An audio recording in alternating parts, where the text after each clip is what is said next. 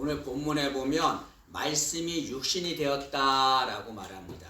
여기에 말씀은 하나님이신 주님을 말합니다. 우리 1장 1절 말씀을 한번 보시죠. 1장 1절 보시면 태초에 말씀이 계시니라. 이 말씀이 하나님과 함께 계셨으니 이 말씀은 곧 하나님이시니라. 태초에 말씀이 있었는데 그 말씀이 곧 하나님이시다라고 말합니다. 이것은 말씀은 주님을 말하는 거죠. 육신은 인간을 말합니다. 그래서 말씀이 육신이 되었다고 하는 것은 예수님께서 이 땅에 인간으로 오셨다는 것을 말합니다. 여러분, 세상을 하나님이 창조하셨는데요. 세상이 창조하기 전에 세상은 어땠습니까? 창세기 1장 2절에 보니까 혼돈하고 공허하며 흑암이 깊음에 있었다라고 말합니다. 아무것도 없는, 질서가 없는 상황이었습니다. 그런데 하나님의 말씀으로 빛이 있으라 하시니까 빛이 생겼고 그로 인해서 혼돈이 다 사라지고 말았습니다. 이것은 말씀이신 예수님이 계신 곳에는 혼돈이 사라진다는 것을 말하는 거죠. 말씀인 예수님이 계신 그곳은 혼돈은 사라지고 새로운 창조의 역사가 일어나게 되는 겁니다. 여러분, 2025년도에 우리 성도님들에게 혼돈을 주는 모든 악한 것들이 말씀이신 예수님으로 인해서 다 떠나가는 새 창조의 역사가 임하기를 진심으로 소망합니다. 그럼 지금 대한민국을 보면 무척 혼란스럽습니다. 나라가 대통령을 비롯해서 정신이 없습니다. 혼란스럽습니다. 이런 혼란한 세상에 말씀이신 예수님이 오셔서 이 혼란을 물리치고 새로운 창조 역사를 나타내 주기를 진심으로 소망합니다. 예수님은 이 세상에 하늘 보좌를 버리시고 인간으로 오셨습니다. 그것은 놀랍고 위대한 사건입니다. 미국의 닐 암스트롱은 인류 역사상 최초로 달에 착륙했습니다. 그 모습을 본 사람들은 인류 역사상 가장 위대한 착륙이다라고 칭송했습니다. 그러나 여러분, 인류 역사상 가장 위대한 착륙은 예수님이 이 세상에 오신 것입니다. 예수님이 이 세상에 오신 것이 가장 위대한 일입니다. 왜 그렇습니까? 예수님이 오심으로 인류는 구원을 받을 수 있게 되었기 때문에 그렇습니다. 오늘 본문 말씀을 다시 한번 보시면 말씀이 육신이 되어 우리 가운데 거하심에 라고 말합니다. 여기 우리 가운데 거하셨다. 말씀이신 예수님이 우리 가운데 거하셨다라고 말합니다. 이게 거하셨다라는 말은 원문에는 장막을 치셨다라는 말입니다. 이 장막은 성막을 의미하는 거죠. 그래서 예수님이 이 세상에 오셔서 거하셨다는 것은 예수님이 이 세상에 오셔서 장막, 성막이 되셨다는 것을 말씀합니다. 여러분, 성막은 무엇입니까? 이스라엘 백성들이 애굽에 노예로 있을 때 하나님이 그들을 출애굽시키셨어요. 그리고 그들에게 성막을 만들라라고 명령했습니다. 성막을 만들라고 하신 이유는 하나님께서 이스라엘 백성들과 만나기 위해서 성막을 만들라고 하는 거죠. 성막은 이스라엘 백성들이 하나님과 만나는 장소였습니다. 이스라엘 백성들은 하나님을 만나기 위해서 성막으로 갔습니다. 그곳에서 하나님을 만났습니다. 근데 예수님이 내가 성막이다 라고 말씀하신 것은 예수님이 성막이 되셔서 우리가 예수님을 통해서 하나님을 만나게 되었다는 것을 말하는 거죠. 예수님이 하나님을 만나는 장소가 되었다는 것을 말합니다. 여러분, 하나님과 인간이 만나는 것, 그것을 구원이라고 말합니다. 예수님께서 이 세상에 인간의 모습으로 오신 것은 우리를 구원하시기 위해서 오신 것입니다. 때문에 예수님이 인간이 되신 것은 가장 위대한 일이죠. 뿐만 아니라 예수님은 이 세상에서 성막을 만드신 뿐 아니라 천국에서도 장막을 치십니다. 요한계시록 7장 15절입니다. 그러므로 그들이 하나님의 보좌 앞에 있고 또 그의 성전에서 밤낮 하나님을 섬기매 보좌에 앉으시니가 그들 위에 장막을 치시리니, 성막을 치신다라고 말합니다. 여러분, 천국이 어떤 곳입니까? 천국은 누가 가는 곳입니까? 구원받은 백성이 가는 곳입니다. 구원받은 백성이 천국에서 하나님을 만나 영원히 살게 되는 거죠. 예수님께서는 이 세상에 오셔서 성막이 되어주셔서 우리가 하나님을 만나게 하셨습니다. 그리고 천국에서도 우리가 하나님과 만날 수 있도록 성막을 치는 거죠.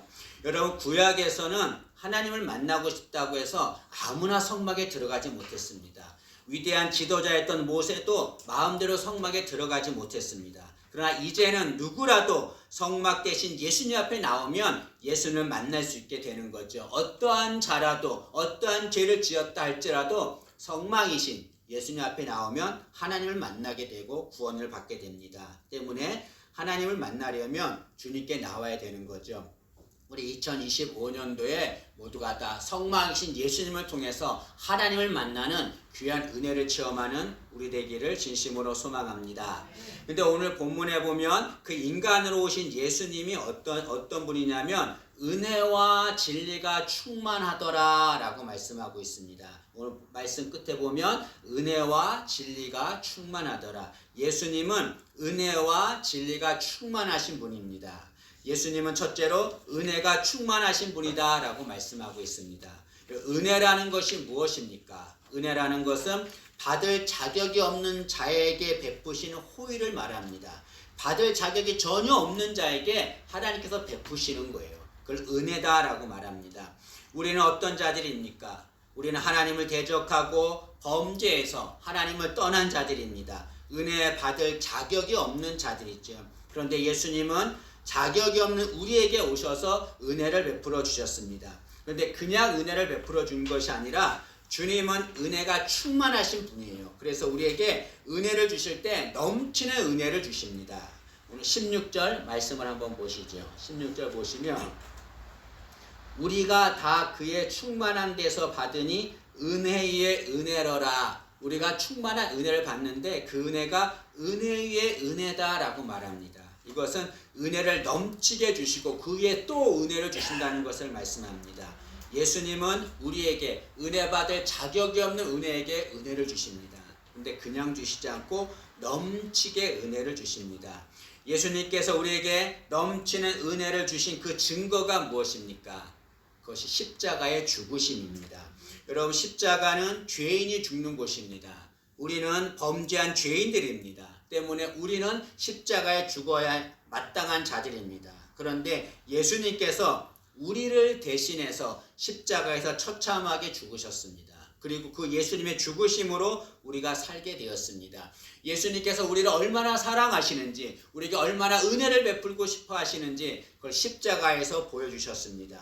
십자가는 주님이 얼마나 은혜가 충만하신 분인지를 보여주는 증거입니다. 때문에 우리는 십자가를 볼 때마다 주님의 은혜를 생각해야 합니다. 여러분, 십자가를 통해서 우리에게 넘치는 은혜를 주신 주님, 그 주님은 당신의 몸을 버려서 십자가에 죽으실 만큼 우리를 사랑하시고 은혜를 베풀어 주셨습니다. 때문에 여러분, 우리가 2025년을 살아가는데요, 우리 대신 죽으실 만큼 은혜를 넘치게 주신 주님은 매 순간마다 우리에게 은혜를 베풀어 줄 줄로 믿습니다. 여러분, 의심하지 마십시오. 주님은 은혜가 충만하신 분이고 그 충만한 은혜를 매 순간마다 우리에게 베풀어 줄 줄로 믿습니다. 근데 여러분, 우리가 기억해야 할 것이 있습니다. 주님은 우리에게 넘치는 은혜를 주시는데 기억해야 될 것은 주님이 주시는 모든 것은 은혜라는 거지요. 여러분, 혹자는 주님이 좋은 것을 주실 때 그때 주님이 내게 은혜를 주셨다라고 말합니다. 그러나 내게 아픔과 고통을 주면은 그것은 은혜가 아니다라고 말합니다. 그렇지 않습니다. 주님이 우리에게 좋은 것을 주시는 것도 은혜지만 우리에게 아픔과 고통을 주시는 것도 은혜입니다. 이상하죠? 왜 주님이 아픔과 고통을 주시는 것이 은혜입니까? 그것은 그 아픔과 고통을 통해서 우리가 더욱더 주님께 가까이 나갈 수 있게 되기 때문에 그렇습니다. 여러분, 사도 바울을 보십시오. 사도 바울은 주님을 위해서 일생 동안 복음을 전하며 산 자였습니다. 그런데 그에게 가시가 있었습니다. 바울은 그 가시 때문에 너무나 고통스러워서 주님께 이 가시를 없애달라고 3번이나 간절히 기도했습니다. 그런데 주님의 대답은 무엇이었습니까? 그 가시가 은혜다라고 말씀합니다. 왜 가시가 은혜입니까? 그것은 예수님은 그 바울의 가시를 통해서 예수님의 능력을 드러내게 하시기 때문에 그렇습니다. 바울에게 있는 가시는 예수님의 능력이라는 걸 말씀하는 거죠. 고린도서 12장 9절입니다. 바울이 간절히 기도할 때 예수님이 그에게 하신 말씀입니다.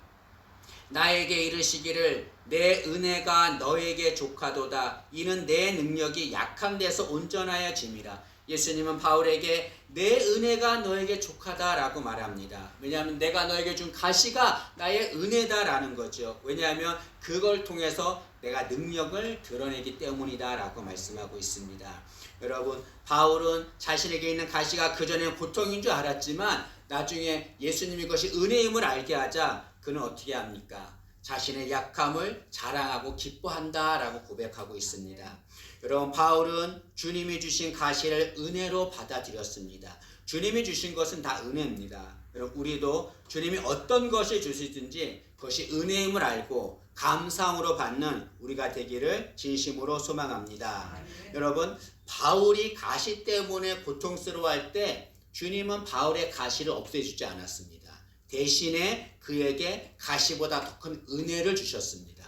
여러분, 우리가 아픔이 있을 때 주님께 이 아픔을 없애달라고, 이 문제 해결해달라고 간절히 기도하는데 주님이 아픔을 없애주지 않아요. 문제를 해결해주지 않습니다. 대신에 무엇을 주십니까? 그 아픔보다, 그 문제보다 더 큰 은혜를 우리에게 주십니다. 그로 인해서 그 아픔이 은혜가 되게 하시는 거죠. 내게 어떤 아픔이 있든지 어떤 문제가 있든지 다 주님이 주신 은혜임을 알고 주 앞에 나가는 우리 되기를 진심으로 소망합니다. 우리는 이 주님이 주시는 넘치는 은혜를 받아야 합니다. 이 은혜를 받을 때 우리가 진정한 하나님의 자녀, 하나님의 사람이 될 수 있습니다. 성경에 노아, 아브라함, 이삭과 같은 하나님께 쓰임받은 사람들이 있습니다. 여러분, 그들이 하나님께 쓰임받은 비결이 무엇입니까? 그들의 능력이 많고 잘나서 그렇습니까? 그들도 다 범죄한 자들이에요. 다 실수하고 잘못한 자들입니다. 그럼에도 그들이 하나님께 쓰임받을 수 있었던 것은 하나님의 은혜를 받았기 때문에 그렇습니다. 하나님이 그들에게 은혜를 주셨기 때문에 그렇습니다. 여러분, 인간이 타락하자 하나님께서 그들을 홍수로 심판하려고 하셨습니다. 그런데 그들 중에서 하나님은 노아를 구원하셨습니다. 노아가 잘나고 능력이 있어서 그를 구원하실 것이 절대로 아닙니다. 하나님이 노아에게 은혜를 베푸셨기 때문에 노아는 구원을 받게 된 거지요. 창세기 6장 8절에 이렇게 말합니다. 그러나 노아는 여호와께 은혜를 입었더라 라고 말합니다. 그러나 노아라는 말은 무엇입니까? 많은 인간들이 범죄해서 하나님이 그들을 심판하지만 그러나 노아는 심판하지 않는다. 왜냐하면 내가 그에게 은혜를 주었기 때문이다 라고 말하고 있습니다. 여러분, 주님의 은혜를 받는 자, 그런 자는 하나님의 자녀, 하나님의 사람이 될 수 있습니다. 때문에 우리는 2025년도에 주님의 충만한 은혜를 받아야 될 줄로 믿습니다. 여러분, 하나님의 은혜라고 하는 복음 성가가 있습니다. 거기에는 이런 가사가 있습니다. 참 은혜로운 가사인데, 한량없는 은혜, 갚을 길 없는 은혜, 내 삶을 애워싸는 하나님의 은혜라는 가사가 있습니다. 특히 여기 내 삶을 애워싸는 하나님의 은혜. 여러분, 우리가 하나님의 넘치는 은혜를 받으면 그 은혜가 우리를 애워쌉니다. 그리고 그 은혜가 우리를 이끌어가는 거죠. 여러분, 세상 살아갈 때 세상 악한 것들이 우리를 애워쌀 때가 많습니다. 그러나 하나님의 넘치는 은혜를 받으면 그 은혜가 우리를 애워쌀 줄로 믿습니다. 2025년도에 하나님의 그 은혜가 우리에게 임하기를 원합니다. 그래서 그 은혜가 우리를 애워싸고 우리 가정을 애워싸는 그런 은혜가 임하기를 진심으로 소망합니다. 주님의 충만한 은혜를 받아서 은혜가 우리 삶을 애워싸는 2025년 되기를 진심으로 소망합니다. 또 주님은 진리가 충만하신 분이시다라고 말씀합니다. 여기 주님이 진리가 충만하다라는 것은 주님은 진리 자체가 되신다는 것을 말씀하는 거죠. 요한복음 14장 6절에 예수님이 이렇게 말씀하셨습니다. 예수께서 이르시되 내가 곧 길이요 진리요 생명이니 라고 말씀하셨습니다. 이것은 예수님만이 진정한 길이고 진리고 생명이라는 것을 말씀하는 거죠. 예수님은 진리 자체가 되십니다. 그러나 사람들은 예수님을 진리로 인정하지 않습니다. 그들은 이렇게 말합니다. 예수님이 내가 진리다 라고 말하는 것은 예수님이 미쳐서 헛소리한 것이다 라고 말합니다. 예수님 미쳐서 한 소리다. 그건 예수님이 헛소리다 라고 말합니다. 그러나 여러분, 그 당시에 예수님의 말씀을 전할 때 많은 사람들이 예수님의 말씀을 통해 감동을 받습니다. 그리고 구원을 받습니다. 예수님의 말씀을 통해서 병자가 치유되고 죽은 자가 살아나고 귀신이 떠나갑니다. 그럼 어떻게 미친 자의 말이 이런 능력을 베풀 수가 있습니까? 이것은 미친 자의 말이 아니라는 거죠. 때문에 주님이 내가 진리라고 말한 것은 미친 소리, 헛소리가 절대로 아닙니다. 예수님이 내가 진리라고 말한 것은 그대로 예수님은 진리가 되시는 거죠. 여러분, 우리는 예수님을 믿습니다. 어떤 예수님을 믿습니까? 예수님이 진리임을 믿는 우리가 되어야 될 줄로 믿습니다. 여러분, 세상 사람들은 자신들이 생각하는 진리가 있습니다. 예수님을 진리로 인정하지 않아요. 자신들이 진리라고 생각하는 것만을 진리로 여깁니다. 빌라도가 예수님이 빌라도 앞에서 신문을 받습니다. 빌라도가 예수님을 신문하면서 예수님께 한 가지 질문합니다. 그것이 뭐냐면 진리가 무엇이냐라고 예수님께 질문합니다. 여러분, 참 이상하죠? 진리이신 예수님이 앞에 계시는데 빌라도는 그 예수님이 앞에 있음에도 불구하고 진리가 무엇이냐라고 묻습니다. 예수님을 진리로 인정하지 않은 거죠. 왜 빌라도는 예수님을 진리로 인정하지 않았습니까? 그것은 자신이 생각하는 진리와 다르기 때문에 그렇습니다. 빌라도는 로마 군인입니다.